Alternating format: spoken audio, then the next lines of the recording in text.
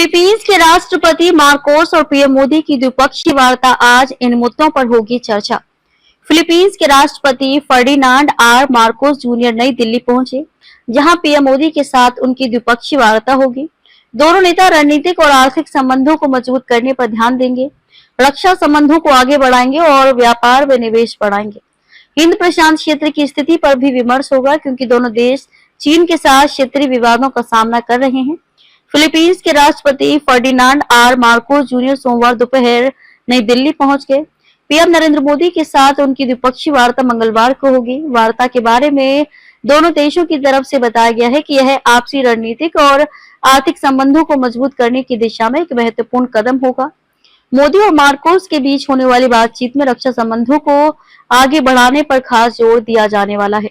साथ ही व्यापार, निवेश और समुद्री सुरक्षा जैसे क्षेत्रों में सहयोग को बढ़ाने पर चर्चा होगी। दोनों नेताओं के बीच हिंद प्रशांत क्षेत्र की स्थिति पर भी विमर्श होगा। फिलीपींस दक्षिण चीन सागर में और भारत हिमालय क्षेत्र में चीन के साथ क्षेत्रीय विवादों का सामना कर रहे हैं। फिलीपींस ने 2024 में भारत की BrahMos supersonic cruise missile system की पहली खेप प्राप्त की थी। इसकी आपूर्ति भी शुरू की जा चुकी है। आधिकारिक सूत्रों ने बताया है कि फिलीपींस और भारत के बीच कुछ नए रक्षा सौदों को लेकर विमर्श चल रहा है। मोदी और मार्कोस के बीच होने वाली बैठक में भावी रक्षा सौदों को ठोस रूप दिए जाने की संभावना है। ये भी बताते चले कि फिलीपींस राष्ट्रपति के भारत दौरे के साथ ही दोनों देशों की नौसेनाएं दक्षिण चीन सागर में संयुक्त समुद्री अभ्यास शुरू करने को तैयार है। आर्थिक मोर्चे पर आपसी संबंधों को भी दोनों देश नए तरीके से देखने की कोशिश करेंगे।